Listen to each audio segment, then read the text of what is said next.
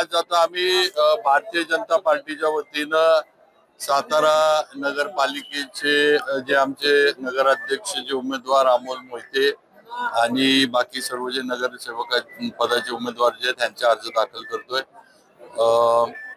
मी असेल, खासदार उदयनराजे असतील आणि जिल्ह्याचे सर्व पदाधिकारी आणि राज्यातले सुद्धा प्रदेश अध्यक्ष, त्याचबरोबर मुख्यमंत्री देवेंद्रजी फडणवीस, बावनकुळे साहेब या सगळ्यांशी म्हणजे जे काही इच्छुक होते या सगळ्यांचं आपण तिथं माहिती दिली होती आणि त्याप्रमाणे टप्प्याटप्प्यानं जी माहिती दिली गेली होती त्याच्यावर विचार करून जे काही त्यांचा अभ्यास आहे तो करून आज आपण निर्णय सगळे घेतलेले आहेत। थोडं उशीर झाला का तर 400 जण म्हणजे 400 पेक्षा पण जास्त लोकांनी भारतीय जनता पार्टीकडे नगरसेवक पदासाठी इंटरव्ह्यू दिले होते किंवा अपेक्षा व्यक्त केली होती की उमेदवारी मिळावी। जागा 50च आहेत सगळ्या मिळून आणि इच्छुक भाजपकडे 400 होते, म्हणजे फार मोठ्या प्रमाणावर इच्छुकांची संख्या होती। आता याच्यातनं कोण कमी कोण ताकदीचा असा विषय नाही, सगळे ताकदीचे होते।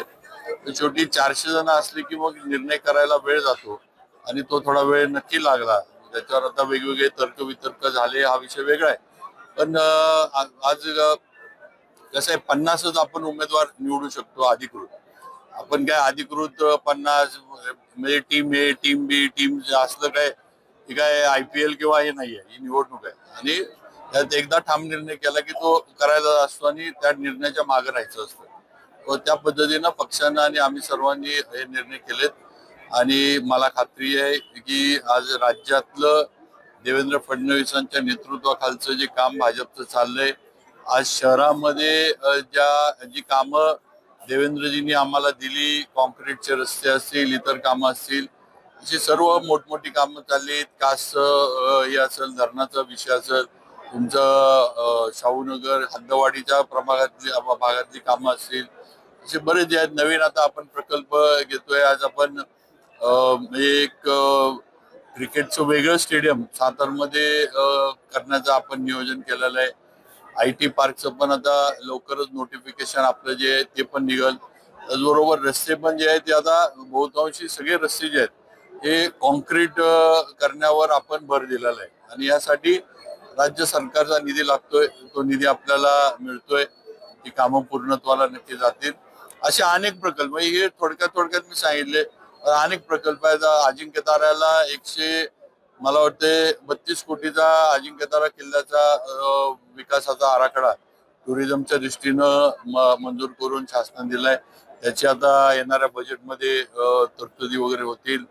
दुसरं म्हणजे माऊलीला सुद्धा आता आपलं ते अतिशय भावनेचं ठिकाण आहे, कारण आपल्या सगळ्यांचा सातारकर म्हणून शेवट जो आहे सगळ्यांचा माऊली, पण तिथले जे घाट आहेत, तसं तारा राणींची तिथली समाधी आहे, त्याचबरोबर तिथलं जे काही सगळी मंदिर आहेत ही सुद्धा एक रिलीजियस आणि टुरिझम, म्हणजे रिलीजियस टुरिझम ज्याला आता म्हणतो आपण, त्या दृष्टीनं डेव्हलप करण्यासाठी त्या घाटांचं म्हणजे आणि तिथल्या तिन्ही समाध्या, म्हणजे नुसतं तारा राणीच नाही, मला वाटतं तारा राणी, शाहू महाराजांची आणि तिसरी आपली तिथं जी यांची आहे, मला वाटते तिसरी समाधी जी आहे, तुम्हाला नाव मला वाटतं सईबाईंची जी आहे, तिन्ही समाध्या त्याच्यामध्ये घेतल्यात। आणि असं आपण बरेच मोठे प्रकल्प आज आपण करतोय की ज्याच्यामुळं सातारचं जे आहे म्हणजे टुरिझम वाढावं, रिलीजियस टुरिझम वाढावं, लोकांना सुद्धा थोडं विरंगुळ्याचे ठिकाणं मिळावीत, संध्याकाळी वगैरे वेळ घालवायला, असं आपलं नियोजन आहे। पुढच्या 5 वर्षांमध्ये आम्ही भाजपच्या माध्यमातून अतिशय सुनियोजित असं सातारचा विकास, सातारचे समस्या जे आहेत ते सोडवण्यासाठी काम करू। राजवाडा परिसर डेव्हलपमेंटचा आपण प्रकल्प हाती घेतलाय। त्याचबरोबर राजवाडा परिसरामध्ये पार्किंगची जी कोंडी होती त्याच्यासाठी सुद्धा जुन्या दवाखान्यामध्ये आपण इमारत उभी करतोय, त्या ठिकाणी आपण मल्टी स्टोरीज पार्किंग करतोय, त्यामुळं तो सुद्धा एक फार महत्वाकांक्षी प्रकल्प होणार आहे।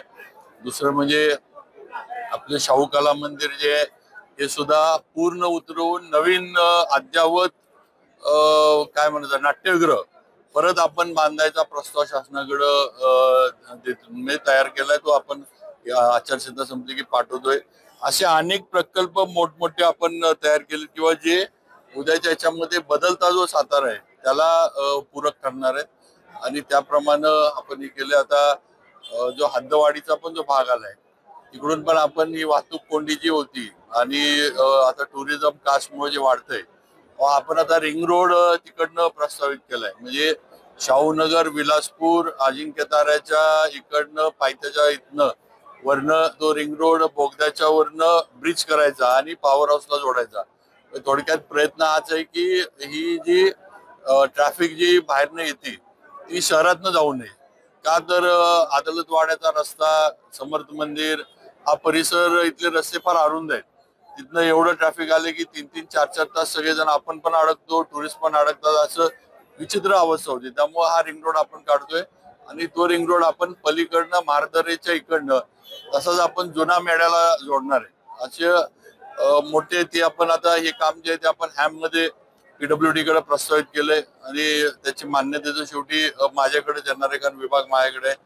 असे बरेच मोठे प्रकल्प आपण म्हणजे ज्याला आपण पाईपलाईन मध्ये म्हणू असे सातारचे आपण आहेत आणि मुख्यमंत्र्यांकडनं या सर्व प्रकल्पांना साथ 100% मिळेल याची मला खात्री आहे. आणि माझी सातारकरांना पण विनंती आहे की सगळ्यांनी हे विधानसभेला भारतीय जनता पार्टीवर विश्वास ठेवला, लोकसभेला ठेवला, तसाच या निवडणुकीत सुद्धा भारतीय जनता पार्टीवर विश्वास ठेवून एक आपल्या सातारच्या भविष्यासाठी सगळ्यांनी भारतीय जनता पार्टीच्या पूर्ण विचाराची नगरपालिका निवडून द्यावी ही माझी सातारकर मतदार बंधू भगिनींना विनंती आहे. सगळे असं नाहीये. तुम्ही एक लक्षात घ्या की फॉर्म्युला पूर्वी आघाडीवर लढत होतो त्यावेळेला हे फॉर्म्युले वगैरे होते. आता सगळेच आपण भाजपमधनं लढतोय. त्यामुळे ह्याला फॉर्म्युला किंवा ह्याला एवढे त्याला तेवढे असलं काही नाहीये. सगळे भाजप चिन्हावर भाजपच्या मध्ये सगळे पक्ष म्हणून लढतोय. त्यामुळं ज्या जागा हे झाल्यात किंवा जसं वाटप झाले ते तुम्हाला माहित आहे आणि त्याप्रमाणे आज अर्ज दाखल करायची प्रक्रिया चालू आहे. मित्र पक्षाला डावललंय त्यामुळे आता बंडखोरी तुमची नाही असं नाही हो का. आम्हाला जे सांगितलं होतं की जिथं शक्य आहे तिथं युती होईल करा, जिथं शक्य नाही तिथं ज्यांनी निर्णय त्यांच्या पद्धतीने घ्यावे.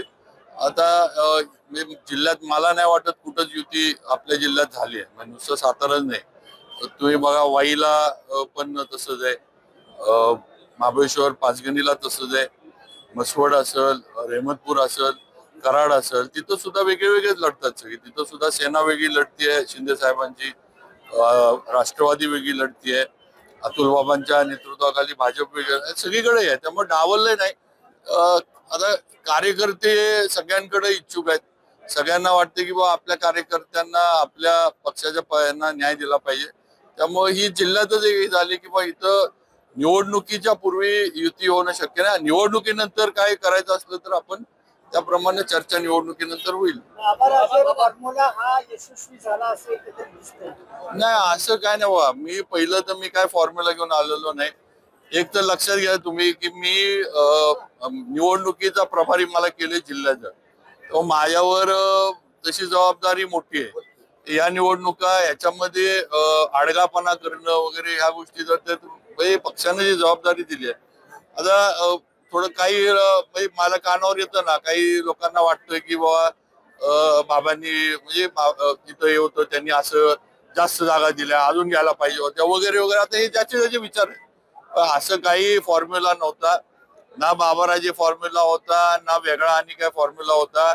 सर्वजण आम्ही एकत्र बसून म्हणजे चांगले उमेदवार, लोकांना जे उद्या त्यांच्या प्रभागाला न्याय देऊ शकतील असे उमेदवार, वेळ देऊ शकतील असे उमेदवार आणि सर्व समावेशक नगराध्यक्ष पदाचा चेहरा हा आपण केलेला आहे. त्याच्यामध्ये कुणाचे फॉर्म्युला नाही, यात एकच फॉर्म्युला आहे, तो म्हणजे भाजपचा फॉर्म्युला.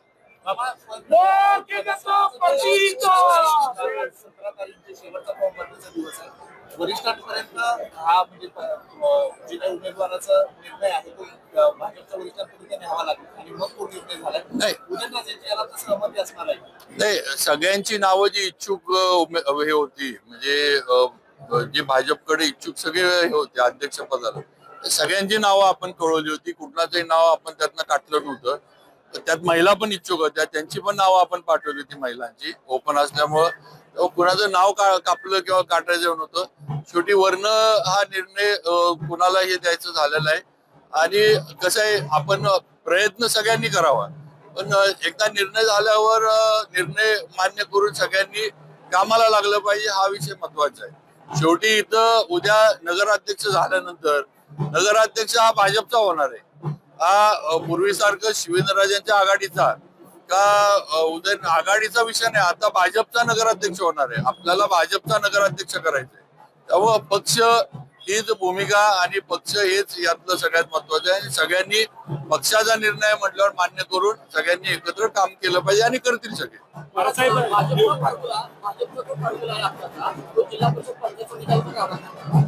आता जिल्हा परिषद पंचायत समितीचे विषय थोडे वेगळे होतात. जिल्हा परिषद पण आपण भाजपच्या याच्यावरच लढवणार हे तर स्पष्ट आहे, त्यात काही दुमत नाही. पण जिल्हा परिषदला प्रत्येक विधानसभा मतदारसंघ वाईज निर्णय उमेदवारीचे वगैरे करतात, ते करतील. त्याच्यामध्ये थोडं आमचे जे सहकारी आहेत महेश शिंदे साहेब, त्यांच्याशी आमचं मला वाटतंय एकत्र आम्ही काम तिथं करू. का तर प्रियाताई आमच्या भाजपच्या पदाधिकारी आहेत, तिथं नक्की आमचं हे होईल. पण जिल्ह्यात इतर ठिकाणी मी आज तरी जिल्हा परिषद पंचायत समितीला सांगू शकत नाही काय होईल. पण महेश शिंदे साहेबांच्या इथं नक्की आमचं आणि त्यांचं अंडरस्टँडिंग चांगलं आहे, तिथं आम्ही अंडरस्टँडिंग आमचं राहील. बाळासाहेब, इच्छुकांची संख्या मोठी होती, बंडखोरी आता होणार का आणि कशी मनधरणी करणार बाकीच्या उमेदवारांची? बघा, मला एक तर आहे की एक निवडणूक म्हणजे सगळं म्हणजे हीच निवडणूक आज सगळं आहे आणि इथं सगळं एक तर जमलं किंवा इथं सगळं संपलं असं होत नाही. शेवटी इच्छुक सगळे आहेत. मी मगाशी पण म्हटलं, कुणीही कमी ताकदीचा नाही, सगळ्यांच्या ताकदी तेवढ्याच आहेत. पण शेवटी एक जनरल हे करून निर्णयावर कधी जर आपल्याला यायला लागतं, आपण काय असं तू पण भर हे असं करू शकत नाही. शेवटी कुठं निर्णयावर यायला लागतं आणि एकच उमेदवार आपला अधिकृत असतो किंवा ज्याला आपल्याला, त्यामुळे त्या पद्धतीने झालंय. आता बंडखोरी वगैरे ह्या गोष्टी होतात, पण मला खात्री आहे की जरी असं काय झालं तरी त्यांची समजूत काढून पक्षाबरोबर त्यांना ताकदीनं ते येतील, त्यांना आम्ही परत पक्षाबरोबर आणू. आणि हे एक झालं. पुढच्या अनेक संधी आहेत, ही काही एकमेव संधी आहे असं नाही, अनेक संधी येत राहतात. वेगवेगळ्या ठिकाणी काम करण्याची संधी येत राहते. काहींना वाटत असेल की इथं मिळाल्यावरच सगळं झालं असतं, पण एखादं असं म्हणू शकतं की ह्याच्यापेक्षा पण मोठी संधी त्यांना पुढे मिळू शकत, सांगता येत नाही. तर राजकारणात आणि समाजकारणात कार्यरत राहिलं पाहिजे. तुम्ही थांबला तर मग तुमची संधी गेली. एखाद्या ठिकाणी तुमचं हे झालं नाही तर तुम्ही जर ते नाराज होऊन किंवा थोडं हवालदिल होऊन जर तुम्ही थांबला तर मग तिथं तुमचं सगळा जो आहे तो अंत होतो. पण तुम्ही कामात राहिला तर नक्की आज ना उद्या संधी पक्षाकडनं दिली जाते.